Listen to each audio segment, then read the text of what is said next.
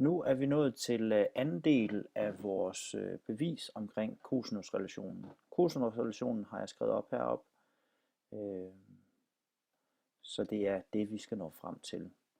Ligeledes som i del 1, så har jeg startet med at tegne en trekant, jeg kalder A, B og C, og jeg kalder de siderne for lille a, lille b og lille c. I den her del her, der skal vi tegne en ekstra trekant, som ligger ved siden, for vi kan jo kun finde højden i en retvinklet trekant.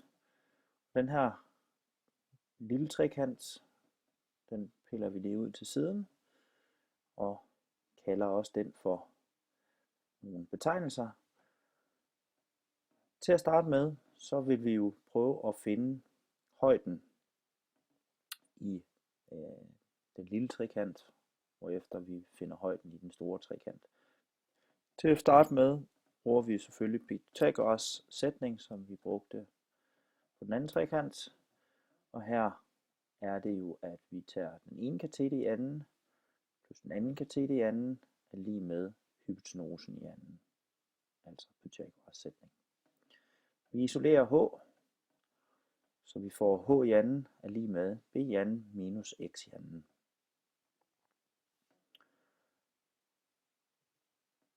Nu går vi over til den store trekant, og her tager vi helt ud, for det er jo h, vi vil have fat i, og det er h, vi vil have isoleret ved hjælp af Pythagoras sætning. Den her side her, den kalder jeg for c plus x, for at vi har jo siden c, men vi har jo et lille ekstra stykke med her, så derfor hedder det c plus x.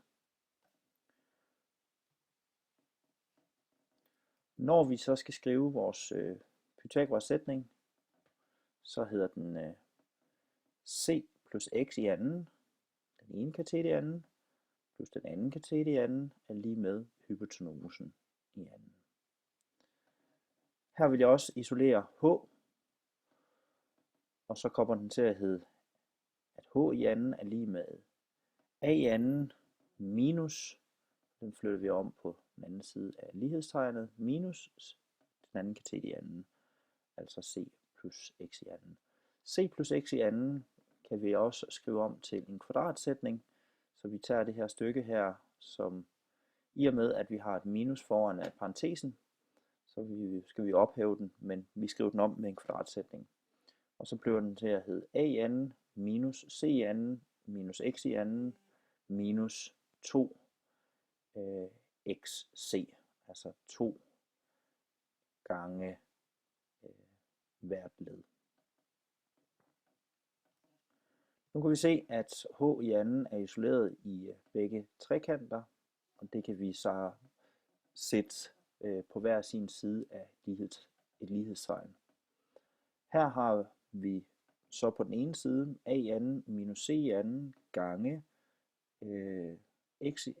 minus x i anden minus 2 xc er lige med, hvad der var over den lille trekant, b i anden minus x i anden.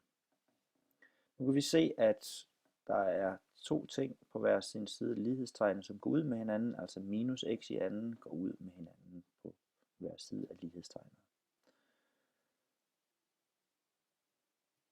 Skriver vi den lidt rent, så er det, at vi isolerer a i anden, og a i anden bliver så lige med b i anden plus c i anden plus 2cx. Nu mangler vi så kun at få udtrykt vores x, og x'et, for at få udtrykt den, det er det vi mangler, så kan vi bruge, som vi gjorde i den anden trekant i del 1, at vi bruger, at vi gerne vil have a1, cosinus til a1 er lig med den ene kateter divideret med hypotenusen Og når vi skriver den om, så hedder den b gange cosinus til a1. Vi kender desværre ikke vinklen a1, men vi kender jo den her vinkel, som ligger her. Og den vinkel hedder a.